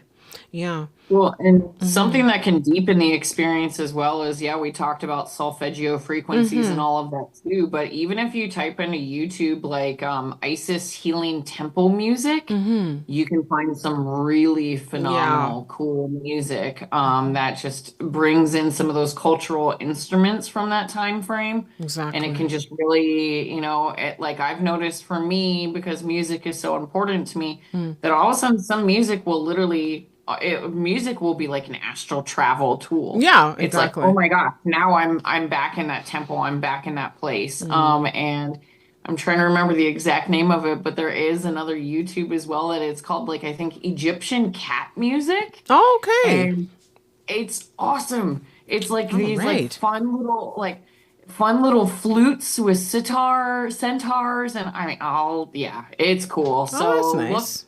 look up different fun Egyptian meditation music. But Mm-hmm. yeah, there's like an Egyptian cat music, which is surprisingly fun and cool. Oh, that's Um, and great. then uh, and then yeah, like I really do enjoy some of the different Isis temple Mm-hmm. healing music that you Mm-hmm. can find. So Mm-hmm. yeah, there's allow yourself to be Okay. transported in all the ways. And if you really want to go, put on the Mm-hmm. Isis temple music, Mm-hmm. get the anointing oil, drink the tea, and then dream big. Yeah, How freaking absolutely. cool. And that actually leads into my next question because Kelly is wondering for your presentation on the 29th, will you be playing music or solfeggios during that ceremony? So, it's something I might consider. We'll have to figure out our Yeah. technical side of stuff on Mm-hmm. what I can do because unfortunately, as much as I wish that some of my sound healing equipment in my room would work, Mm-hmm. unfortunately it doesn't come off as profound Mm-hmm. without like high quality Mm-hmm. recording studio equipment. But I might try to see if we can find a couple tracks to kind of pipe in on the Yeah. background for some meditations for us. Yeah, absolutely. And in terms of just actually, we were going to talk about that, but in terms of if you send me your recordings, I can play it here on Yeah. the netbook, and we can play that, so we can have that there for everybody, and we can definitely do Love it. that. This was the book from Graham Hancock that I wanted to just let show everybody. This was the one. It's called Supernatural, and Graham Hancock talks about it, about his experiences with plant medicine and some of the journeys and voyages that he took at a mental level.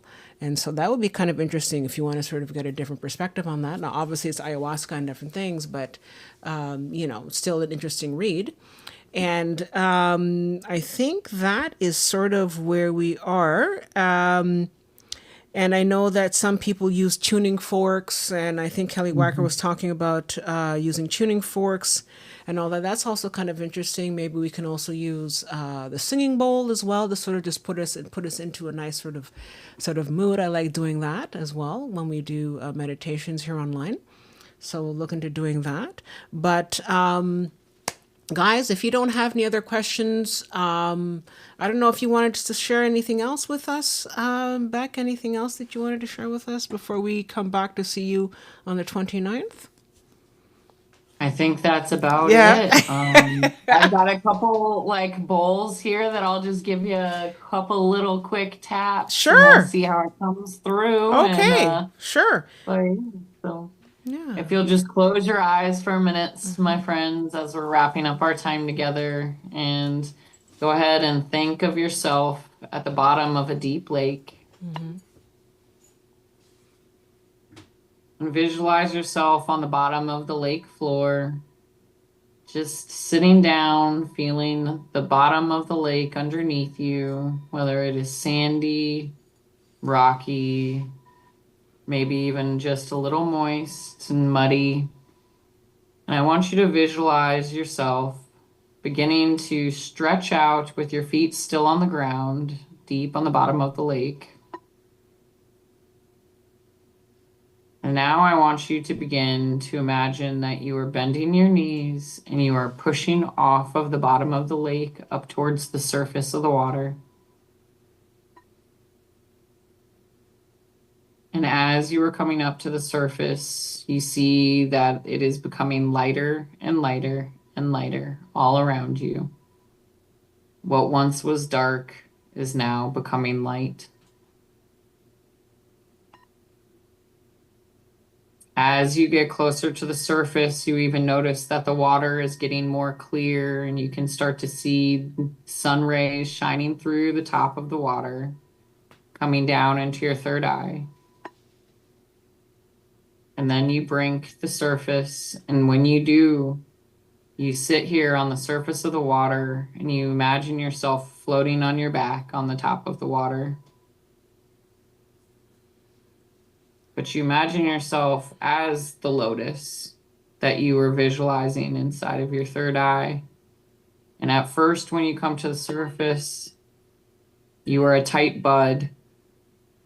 But then with each breath, You inhale, and another petal opens with each exhale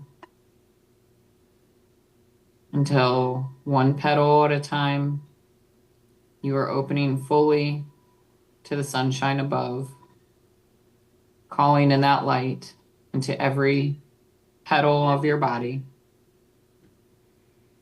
feeling the resonance of the energy above you and feeling the support of the water underneath you. A gentle reminder that you've already overcame so much in the greatest depths and the dark, murky places, and you can always get back to the surface for a fresh, renewed perspective. It is time for you to bloom and shine forwards, my friends. So go ahead and feel and soak up that sunshine. Feel the warmth over your whole body. And just feel deep gratitude and appreciation for our time in this conversation tonight.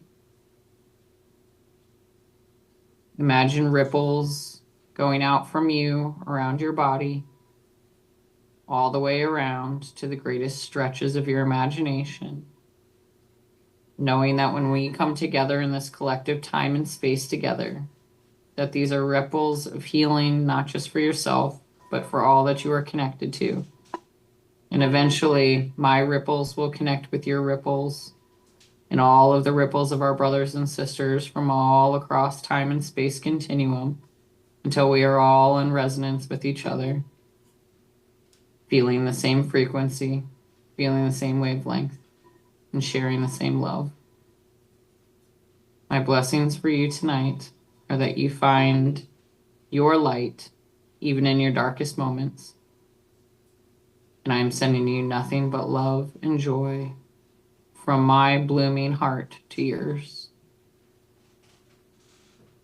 Take a deep breath in, gently coming back into the body in time and space. And I thank you all for playing here, giggling, and sharing your time and energy with us. It is precious and valuable, and we honor each and every one of you. That's great. Yeah. I have the singing bowl, and do you want to I'll just do 3 rings, and then we can finish off the evening on a calm note. So here we go.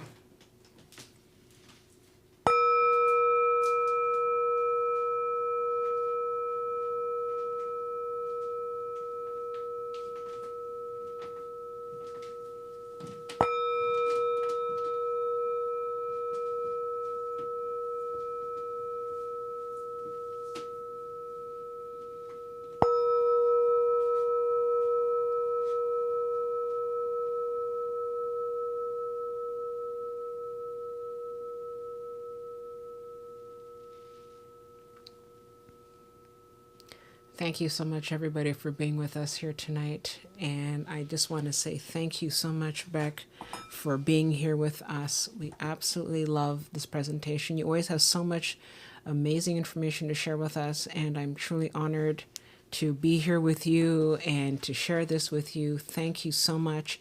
And we look forward to seeing you again on the 29th, where we're going to be doing the ceremony, and we'll try to find some sort of recording and music that we can work with. But until then, thank you so much. We look forward to seeing you again. Again, everybody, thank you for being a part of our show tonight. If you haven't already, please like and subscribe, and also check out Bec's website is Vibrational Transcendance. Check it out. She has a lot of good things and a lot of great courses happening on her website. As well, guys, we are going to be coming down to Toronto. We're going to be there live in Toronto, actually after the 29th. So we're going to be there on the 30th and the 31st. So if you want to meet me and other members live in person and you're in the Toronto GTA, please register your name so that we know how many people are coming down, and we'll see you then. But until then, thank you so much, Bec, for being with us. We will see you soon. And thank you again, everybody. Don't forget to like and subscribe, and we will see you in the next episode. Take care. Thanks, friends. Bye. Bye. That's great. I love it. Really looking forward to the next presentation. That's for sure. Hooray! Yay. Well, thank you so much, and yeah, let's